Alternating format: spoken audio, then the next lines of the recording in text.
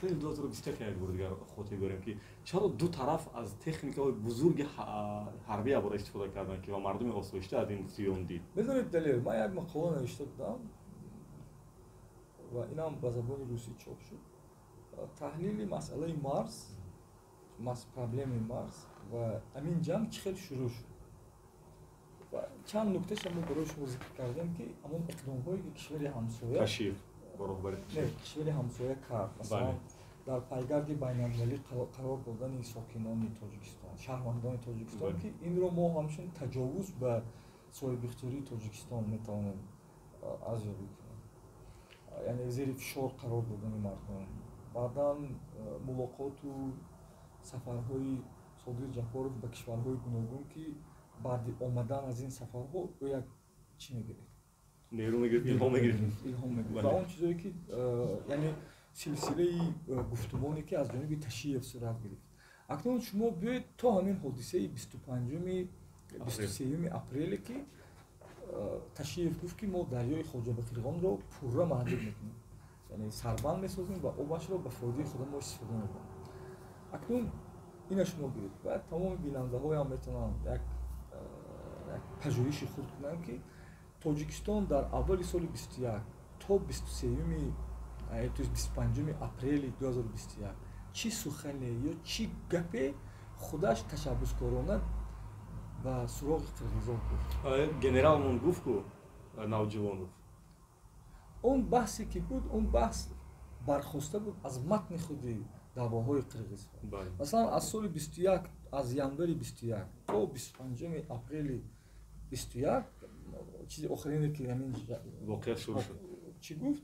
Ягон мақомдори давлатӣ аз роҳбарияти олии мамлакати мо ягон кас дар ҳаққи Қирғизстон ё гаперо нагуфт ки бархилофи ё ба манфиатҳои ҳаётан муҳими Қирғизстон чӣ созад. Ман фикр мекунам ки ин низо ҳадафмандона моделсозӣ мешуд ва ҳадафам дар ин буд ки бояд як ҷанги хурди ҷанги кӯтоҳи бо ғалаба ё ҷанги кӯтоҳе ки ба ғалабаи бузург мебиёрад анҷом шавад. Ва тавре яке аз дӯстони мо, як коршиноси машҳур аз Қазоқистон, Рустам Бурнашов дар Фейсбук ҳамон шабурӯз навиштанд, гуфтанд ки мо пештар шоҳиди ин будем ки ҳамин ҷанги кӯтоҳмуддати ғалабаовар пештар манфиатҳои кишварҳоро чӣ мекард? Қонеъ мекард.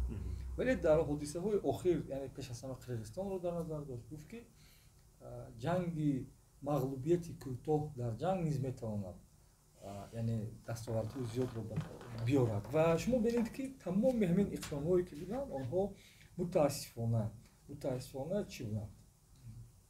Мутаассифона моделсозӣ шуданд. Ва як нуктаи бисёр зариф дар ин ҷа ҳаст ки инам бояд гӯем ки дар арафаи анамин процесси ҷанги иттилоотие ки байни Тоҷикистон ва Қирғизстон рафт, ҷониби ҳамсоя эълон кард ки онҳо аз 30 то 50 ҳазор аҳолии мавзеи зиндагӣ дошта дар мавзеи сарҳадиро кӯчонданд. Вале дар шабу рӯзе ки низо сурат гирифт ва ҳамнам рӯзи асосан 28-29 буд, ягон журналист ҳам аз Қирғизстон, ҳам байналмилалӣ ва ҳам тоҷикистонӣ надид ки колонаи масалан мошинҳо чӣ шуда бошанд, рафта бошанд. Яъне аз рӯи гуфти шоҳидон дар деҳаҳои минтақаҳои назди сарҳадии мо 2 рӯз пеш аз худи ҳамин ҳодиса аҳолиро кӯчонданд. Ва ҳолон ки аҳолии Тоҷикистон агар ки масалан ба дигар ҷо рафта бошанд, онҳо баъд аз шурӯъ шудани ҳамин ҳодиса масалан рафтанд. Одамое ки масалан аз Овчиқалача буданд, онҳо ба шаҳрҳои Хуҷанду Бӯстон инҷо омаданд. Аз мардуме ки дар Чоркӯи чӣ буд, онҳо ба минтақаҳои дигари ва худи шаҳри Исфарӣ ба дигар ҷо омаданд. Яъне Тоҷикистон иқдом накард чанд рӯз пеш аз ҳодисаи 28 апрел ки аҳолиро кӯчонад. Вале кишвари ҳамсоя аллакай деҳаҳоро холӣ гузошта. Яъне инҷа бисёр чизо аст. Албатта ман ҳамчун муттаҳамкунанда баромад кардани нестам, вале далелҳои мустанад ҳастанд ки онҳо нишон медиҳанд ки масалан ҳамин сабабгори ҷанг буд. Ва ҳамон тири аввалине ки паронда шуд ва гӯё дар ҳамон вақт занҳое ки шаҳрванди кишварҳои дигар ҳастанд дар ин процесс иштирок карданд, ҳамчун снайпери. бале ҳамчун снайпер иштирок карданд. дар ҳамин мақолае ки аз ҷониби журналисти хушноми мо Акои Фахриддин Холубек навишта шуд, оварда шуда буд ва баъдан худи он интервюе ки раиси имрӯзаи шаҳри Исфара ба расонаҳо гуфт, бахусус бо Озодӣ суҳбат кард, оварда мешавад ки онҳо ба музокирот рафтанд, вале дар чӣ монданд? Дар маркази анамин ҳуҷум қарор гирифтанд, хай чизҳои дигаре ки дар матбуот мо мебинем. Вале ман фикр мекунам ки анамин низоъ нишон дод ки мо хеле аз зафҳо доштем, бахусус дар кӯшиши иттилоотӣ, чунки ҷанги иттилоотӣ ки расонаҳои Қирғизистон нисбат ба Тоҷикистон роҳандозӣ карданд, фикр мекунам агар Азия Плюс намебуд ва баъзе корҳое ки Азия Плюс кард намебуд, мо садои мо дар ҷаҳон шунида намешуд. Чаро Озодиам намегем ки Озодиам хеле хизмат кард шаб рӯз бо хабарнигорӣ ки ҳузур дошт. бале Фарзон бисёр хизмати хуб кард, вале мо озодиро бояд аз ду контекст бинем, яъне хизмати бахши озодӣ, дафтари тоҷикии озодӣ ва агар дафтари қирғизии озодиро бинед, ино вай ҳастанд, ба ҳам муқобиланд дигар, тамоман ғайри қобили муқоисанд. онҳое ки дар дафтари қирғизии радиои озодӣ кор мекарданд, агар силсилаи матлабҳои онҳоро бинеду силсилаи матлабҳои бахши тоҷикии радиои озодиро бинед, ин ғайри қобили муқоиса аст. ва ман ба шумо ба ин барои мегӯям ки дар баҳсе ки дафтари қирғизӣ дар Прага ташкил карда иштирок доштам бо коршиносӣ дар ҳамон шабу рӯз ва ҳамчанд чанд назар ба ҳамин дафтар дар бораи ҳамин масъалаи марзам дода будам, вале албатта Фарзон як кори хуб кардам. вале ҷолиб ин ки мо мегӯем ки яъне воқеан мо дар баҳси иттилоотӣ, дар ҷанги иттилоотӣ яъне ба қавли заъф доштем. эҳсос намекунед ки ҳамин додани иттилоъ ва имкон иҷоза додани рӯзноманигорот то ҳамон минтақаи марз то ҷои баҳсӣ яъне монеъ мешуд ки мо наметавонистем фаъолият кунем? медонед далер, бо тамоми эҳтироме ки ман ба ҳамин мардуми журналист дорам, теъдоди муайяне ки баъдан ба марз рафтанд, онҳо ба таблиғи шахсии худ машғул шуданд.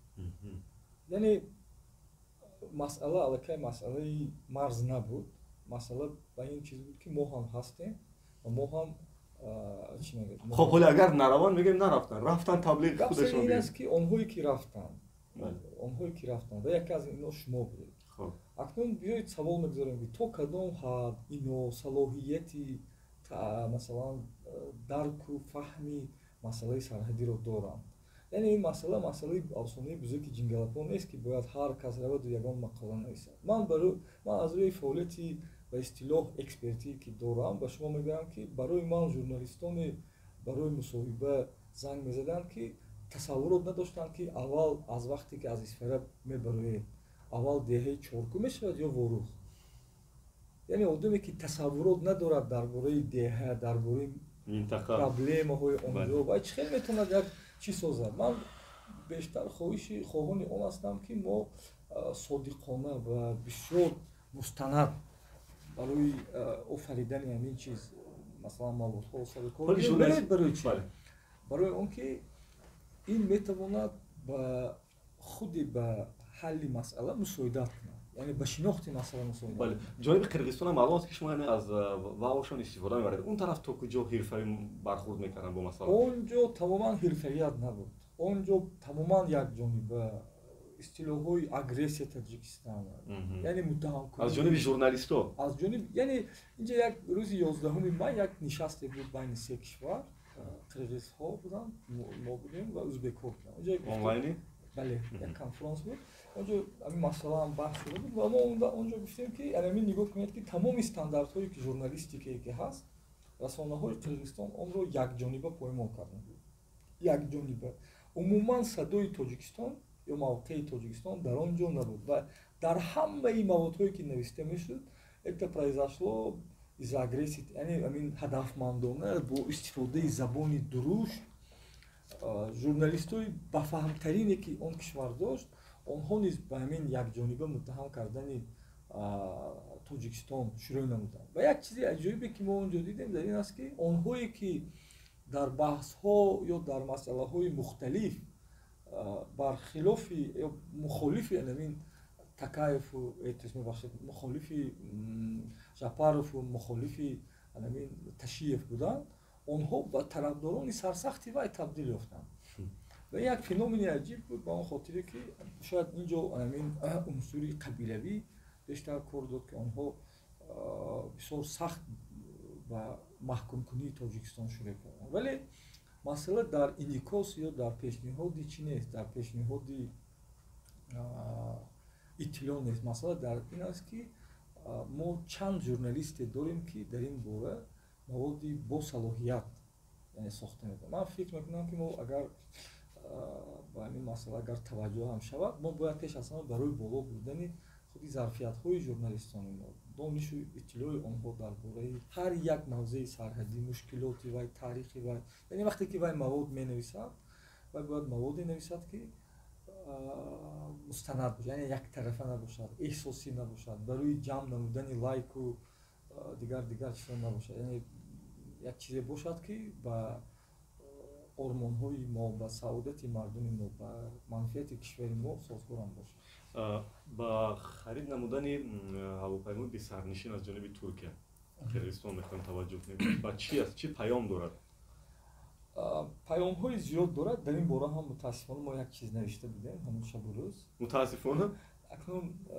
вақте ки ман мегӯям ки навишта будам яъне мазмуни чӣ нест яъне масъулияти экспертии худро эҳсос карда мо ҳамин чизро навиштем ва ин як паёмҳои бисёр мушаххас ҳам дорад ба он хотире ки гуфта мешавад ки ин барои қавӣ намудани ҳамин хати марз дар бахши вилояти Боткон истифода мешавад вале маълум аст ки ин бар зидди кадом кишвар истифода мешавад ва ин кишварро мо ном намебарем ва он реаксие ки аз ҷониби мақомоти расмии мо буд ки тақрибан ки ягон реаксия набуд ва дар як матлаби озодӣ як нафаре аз мақомдорони мо безикри номаш гуфт ки мо ба ин чиз таваҷҷӯҳ надорем яъне ин чиз вай аст мо масалан медонем ва мо омода ҳастем ва ин шояд моро дилпур кунад ки ҳамин масъала чӣ аст яъне Тоҷикистонам баъзе зарфиятҳо дорад вале масъала дар сари чӣ аст масъала дар сари ин аст ки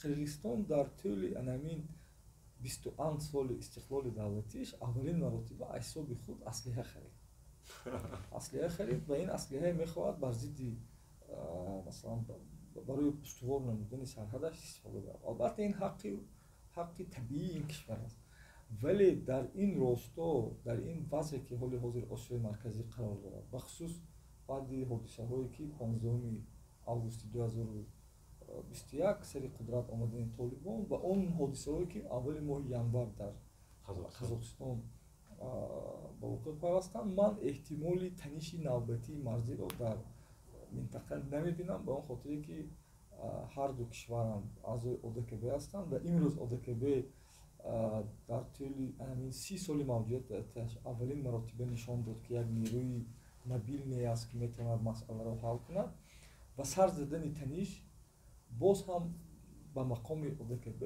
хадшаҳои муайян ворид мекунад ва ман фикр накунам ки мо ҳеҷ вақт ташаббускори оғози низом набудем шумо ҳатто метавонед ҳамин чизи 20 сол охири 20 солро чӣ кунед хонед ки то ҳодисаи моҳи апрели 2021 дар танишҳои марзӣ фақат шаҳрвандони Тоҷикистон мемурданд кушта мешуданд шумо мегӯед ки яъне минтақа хулоса хавф нест ором аст вале охирон ҳамин чанд рӯз пеш бо дидем ки аз ҷониби худи шаҳрвандои маҳаллӣ сокинони маҳаллии Қирғизистон кадом як мошини боркаши тоҷикист сангсор шуд яъне ҳар моҳ тақрибан ин хел воқеаҳо бо рух дода истоданд акнун нигоҳ кунед хусумате ки мардум дорад байни ду хати марз бахусус дар ин минтақа бисёр баланд аст тоҷик бадбинӣ ва қирғиз бадбинӣ ин як чизи табиӣ аст чунки оно дар ҳамарӯза мебинанд ки ҳамсояҳо чӣ хел мусибат мекунанд ин гапи ҳавоӣ нест мо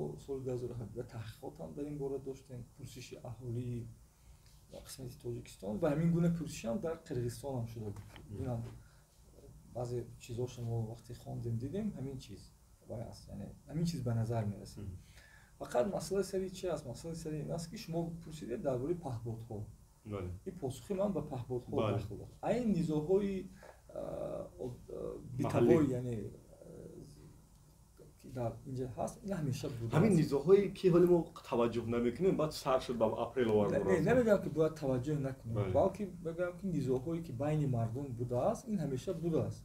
یعنی مثلا یگان کسی از همون ساکنای اقصای ماست بوده است، همون بگو گرفته سنگ زده است به طرف ماشین. یعنی این فرضیه حالی هم. این فرضیه ها هست. بله. یا مثلا یگان خصومت داشته است، بله. گرفته است زده است. یا یگان کس برای وای چنین کار کردنش تکان داده است. این واقعه گذشت و سرحد از جانب قرقیزستان بسته شد. خب دیگه باز یگان مناسبت نداریم متصل به هر از مناسبت‌های دیپلماتیک. چی ضرر بود؟ مناسبت‌ها فقط دیپلماتی میشه. نه یعنی با روا به نظر دارن، یعنی روا دیگه نیست، فقط دیپلمات‌ها رفته میتونن بیان. چی ضرر به دو طرف رسید؟ به جانب ما و به جانب آنها چی ضرر؟ اکنون نگاه کنید از روی معلومات اموری که از حدود سودای گردش ما حدود 5 میلیون دلار است. میان دو کشور. بله اکنون این معلوماتی که اگر خطا نکنم از بخش این چیزی امور من یافته بودم از استراتژی خلاصه. ولی جانب قرقیزستان کارشناساش در این نظر هستند که گردش مال و کالای دو جانبه خیلی زیاد است که بدون رسمیات طریق کنتراباند به قاچاق بخواد چی میشه به دو کشور میره. ولی اگر خیلی گیرید از بسته شدن سرحد با تاجیکستان، بستن سرحد با تاجیکستان مسئله چنین شکل گرفت که در فضای اطلاعاتی قرقیزستان گفتن که این قدم جوابی قرقیزستان، یعنی در ماه می 2020 بستن سرحد 21 بستن سرحد قدم جوابی قرقیزستان. حالا که 15 اپریل 15 مارت 15 و 16 مارت وقتی که در قرقیزستان کرونا ویروس پیدا شد همه کشورها سرحد خود را بستند. یعنی یک چیزی عمومی جهانی بود که سرحدها رو بستند. اگر نگاه کنید این گویا بسته بودن سرحد ما وقتی که با پیدا شدن همین کووید 19 بسته شد حالا هم به تمام کشورها بسته است. بجز اینه که مثلا شهروندان عادی بجز به اجازت مرکز همین کوردیناسیونی نمیتونن چی برن، فقط گواهینامه باید داشته باشد. بله راه هوایی گشوده است. چین گفتن یعنی یک چیزی بود که بیشتر به همین استعمال کننده های داخلی چی داشت. ولی با بستن سرحد با تاجیکستان قرقیزستان خیلی چیزا رو از دست داد. یکمش همین سیله ابیتورینت هایی که داوطلبانی که به مکتب های عالی قرقیزستان میرفتن از جانب ما این چیز بسته شد. چقدر بود شمار دقیق داشتیم؟ زیاد میخوندن، یعنی شماره دقیقش نیست ولی شاید از 1000 زیاد باشه. هم داوطلبا و هم دانشجوها دیگه نمیتونن رفتن. دانشجوها گشته آمدن و همه ساله در مکتب‌های عالی قرقیزستان شاید 500 600 یا زیادتر یا کمتر استودنت داخل میشد. و این چیز روی این بسته شد و معلوم است که این استودنت‌ها در بخش بودجه‌ای تحصیل نمی‌کردند. اونها مبلغ می‌سپردند. و بعداً من این چند مراجعت استودنت‌های تاجیک بود که ما باید رویم و بعداً همین ماه سپتامبر روز 20 اجازه دادن که استودنت‌ها اومده، یعنی از مارس گذشته به وای روند و مکتب‌های عالی خود. یعنی این یک چیزی بسیار جدی بود، مانع بسیار جدی از خود مقامات این دولتی بود که دولتی اون کشور بود که یعنی همین سیله ابیتورین‌هایی که از تاجیکستان رفته اونجا تحصیل می‌کردن بسته شد و این سیله شاید امروز یک بخشش به مکتب‌های عالی خودمون، یک بخش دیگرش مکتب‌های عالی روسیه را شاید انتخاب. نکته دیگر در این بود که در این است که عامل فشار نسبت به تاجیکستان کار نمی‌کند، چون که ما با خیلی فشارها تا باور هستیم. این هم خصوصیتی فرهنگ سیاسی ما را نشان می‌دهد و هم یک عنصر بسیار عجیبی اما پسیخولوژی را نشان می‌دهد که طریق فشار شکستن ما، یعنی بخصوص طریق فشاری که قرقیزستان عملی کردن می‌خواهد با این سرحد بستن و دیگر کارها این روی حل نیست. این تجربه ما با ازبکستان پشت سر کردیم. بله از این چیزی بدتر رو ما پشت سر کرده بودیم که یعنی ما در این سمت تجربه داریم. دوباره همین من فکر میکنم که اگر مسئله حل هم که شود танҳо дар роҳи ҳамин гуфтушунид гузашт кардан ба ҳамдигар. واقعا همین آخرین سوالی که من می‌خواستم فهمم راه حل چی است؟ роҳи ҳал нигоҳ кунед далер дар масъалаи ҳалли проблемаи сарҳад ҳудуди 10 модел аст. خب 10 модели аст ки мутаассифона ягонте аз онро мо наметавонем дар мисоли ҳамин ҳалли проблеми марзӣ бо Тоҷикистон ва Қирғизистон истифода این 10 مدل تجربه شده. таҷрибашуда дар арсаи ҷаҳон. خب یعنی- چرا ما نمیتونیم اینجا بعد؟ унҷа масалан идораи муштараки ҳудудҳо аст. муваққатан ба экстерриториальность додана. яъне اکستراتریالنس چیه؟ яъне он ҳудуди он кишвар эътироф мешавад. масалан акун барои маълумоти шумо мегӯем ки сафоратҳое ки дар Душанбе кор мекунанд ҳудуди онҳо аз нигоҳи экстерриториальность ба қаламроби анамон кишвар дахл доранд ва қонунҳои он кишвар инҷо معذرت از شما این کلمه برای من یک ترم خلاصه نمی‌تونم یک بفهمم. چیزی زیاد دو است. مدل با چی مدل است؟ بیاید این صحبتی علایده است. این برای بیننده هم یک چیزای ترمینولوژی نه کدام مدل های حل نگاه کنید. بیاید در مثلا؟ اودیتر صحبت می‌کنیم. این مدل حل سرحد با ازبکستان، آها. تاجیکستان، ازبکستان، تاجیکستان کدام وریانت برای شما موافق باشد با عنصر حل پرابلم همین تاجیکستان، ازبکستان، قرقیزستان و تاجیکستان، قرقیزستان مانندی زیاد دارد. چون مانندی زیاد دارد و از نگاه حساسیتش از اون طرف سرحد هم بین نیست، کم نیست.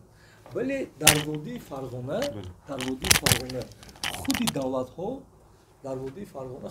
ها توانستند پرابلم سرحدی رو برای گفتگو برای گذشت کردن حل و فصل کنند.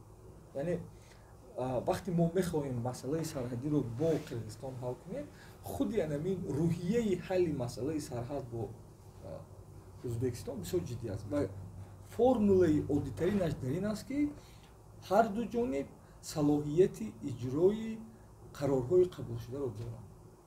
وقتی که صلاحیت اجرای قرارهای قبول شده نیست شما بهترین فرمولای حل سرحدی رو هم پیشنهاد کنید کار نمیکنه.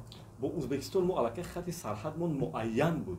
به همین خاطر یعنی راه حل دوستی شد. ولی با قرقیزستان ما خود تا حال منطقه‌مون معین نیست. اونجا هم مشکلات معین داشت. اونجا خیلی از اون حدی که ساده تصور میشود این چیز نیست. مثلا یکی از پرابلم اساسی مسئله обанбори фарҳод буд. Бояд ин суҳбат алоҳидааш мекунем ба масъала чӣ надорад. ин ба Ӯзбекистон дахл дорад, алоҳида мавзӯи дигар мешавад. Як нуктаи дигараш дар ҳамин аст ки вақте ки кишвар салоҳияти ё қудрати таъмини қарорро дорад масъаларо ҳал кардан осон аст. Акун нигоҳ кунед ҳодисае ки ҳамин дар нишасти матбуотӣ Содир Ҷапоров буд. ӯ гуфт ки ҳамин созишномае ки соли 2009 аз ҷониби Мадумаров имзо шудааст ин масалан хиёнат ба манфиатҳои Қирғизистон асту ин расман эътироф шудани ҳамин вай аст. ҳамин мавзеъ ки Тоҷикистон барои 49 сол ба Қирғизистон дар болои деҳаи хоҷаи аъло ҷамоати чоркӯ дод чӣ шудааст? яъне замин расман замини Тоҷикистон эътироф шуд. Мадумаров дирӯз дар ҳамин баёнияи худ ба матбуоти Қирғизистон гуфт ки ин протокол аст ва аз ҷониби парлумон чӣ нашудааст, тасдиқ нашудааст. Вале амалан роҳ сохта шуд. духурагӣ инҷа. Яъне ин стандартҳои зиёде ҳаст ки инҷа истифода мешавад. Медонед барои чӣ аст? Барои он ки Мадумаров яке аз мухолифони сарсахти Ҷаборов аст ва Ҷаборов барои пас задани обрӯи Мадумаров ки он вақт раиси шӯрои амнияти Қирғизистон буд ва аз ҷониби ва аз номи ҳукумати Қирғизистон ин документро имзо кардааст қабул надорад ва ба денонсатсия масалан чӣ мекунад, даъват мекунад. ҳолон ки агар Қирғизистон ба денонсатсияи тамоми яъне бекор кардани созишномаҳои пештар имзо шуда ба масъалаи сарҳадӣ барои бинобар сабаби мухолиф буданаш ба манфиатҳои миллӣ шурӯъ кунад, Тоҷикистон ҳам ҳамин ҳаққа ба таври табиӣ пайдо мекунад. мегӯяд ки масалан фарз кардем ки фалон созишнома ба манфиатҳои миллии мо созгор нест, мо бекор мекунем, денонсатсия мекунем.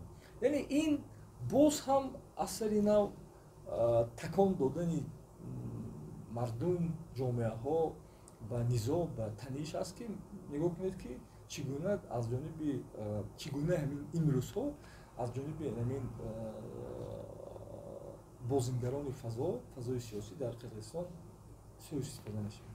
ягона роҳ ин роҳи тоҷикистону ӯзбекистон, ӯзбекистону қирғизистон, роҳи ҳалли дӯстӣ, сулҳ, субот, ҳамин роҳ аст. ба мардуме ки аз минтақаи сарҳад моро мебинанд, махсус аз Хоҷаи Аъло, аз Чоркӯ, аз Сух, аз Ворух, минтақаи бисёр муҳим, ба онҳо чӣ гуфтани онҳое ки мебинанд минтақа моро? ман хостори дӯстӣ байни ду кишвар ҳастам, ба он хотире ки ҳамсояҳоро интихоб намекунам. Мо мехоҳем, намехоҳем, бояд бо ҳамон кишвар ҳамсояи худ бояд як равобити оддӣ дошта бошем. ва дар худи ҳамин деҳаҳои ҳам Ворух, ҳам Чоркӯ, бахусус дар Хоҷаи Аъло ва баъд дар ин бахш, дар ин қисмати дигар, дар минтақаҳое ки деҳаи Очқалача асту минтақаи Бобоҷон Ғафуров, бале, ҳам дар Хистеварзу, ҳам дар Гулистони Ҷабор Расулову дигар ҷоҳо мардуми зиёде аст, Гулхонаи Ҷабор Расулов, мардуми зиёде ҳастанд ки хоҳони оддӣ будани муносибатҳо ҳастанд ва мардуми оддӣ ҳам дар ин ҷо ягон хеле чизи зиёди эҳсос доранд, албатта, лекин чизи чӣ надоранд. Фақат ман гуфтани ҳастам ки ҳамин масъала, масалан ҳамин масъала роҳи ба ҷуз ҳал шудан надорад ва ин ҳатман як рӯз ҳал мешавад. ва мо мебинем ки аз ҷониби роҳбарияти имрӯзаи комиссияи муштараки корҳои муайянам шуда истодааст. Роҳбарияти олии сиёсии Тоҷикистонам ба таъкид зикр карданд ки Ворух ин ҷузъи Тоҷикистон аст ва ҳеҷ вақт ин масъала набуд ва намешавад. Яъне чизое аст ки бисёр дилкунанда аст. Вале ман як орзу дорам ки он чизе ки мо гуфтем, як суҳбате ки мо доштем, як суҳбате буд ки бевосита шояд як нигоҳи муқаддамотӣ ба проблемаи марз буд. Бисёр чизое ҳаст ки мо нагуфтем, фурсатам набуд, вале ман фикр мекунам ки ҳамин чиз ин гуна фаҳмида шавад ки мо бояд равобити оддӣ дошта бошем, чунки равобити оддӣ надоштан, аз ҳамсоя душман тарошидан ё чизҳои дигар дар дарозмуддат метавонад боз ҳам барои пайдо шудани ягон таниши низоъ сар зарад. Ва пеш аз ҳам ба мардуме ки дар минтақаҳои назди сарҳадӣ зиндагӣ мекунанд, ман барои онҳо сиҳатмандӣ, саломатӣ ва тамоми хушиҳои рӯзгоро мисли ба дигар минтақаҳои кишварамон ба мардуми ҳамзабонамон таманно дорам. хуб, саломат, сарбаланди хонаобод бошен. ҳамсӯҳбати мо буданд Шерави Ризоён, сиёсатшинос, ва мо дар силсила суҳбатҳо дар моҳ як ё ду дигар идома медиҳем. ҳамин гуна дигар кишварҳои Осиёи Марказиро мавриди баҳсу баррасӣ қарор медиҳем. барои шумо агар хуш омад, тугмачаи олӣ монед, хуштон наомад, тугмачаи поинам монед, фақат хоҳиш мекунам ҳамеша назару андешаҳои созанда бинависед. агар назар андешае ки таҳқиру ҳақорату дашноми ҷонибе бошад, хо Тоҷикистон, хо Қирғизистон, ман ҳатман ин таҳқирҳоро пок мекунам бо иҷоза. назар андешаҳои бисёр хубу соҳавию созанда бинависед. зинда бод сулҳ, субот, оромиш дар рӯи дунё ва дар Тоҷикистон. Падру то дурудҳои дигар. зинда бошед.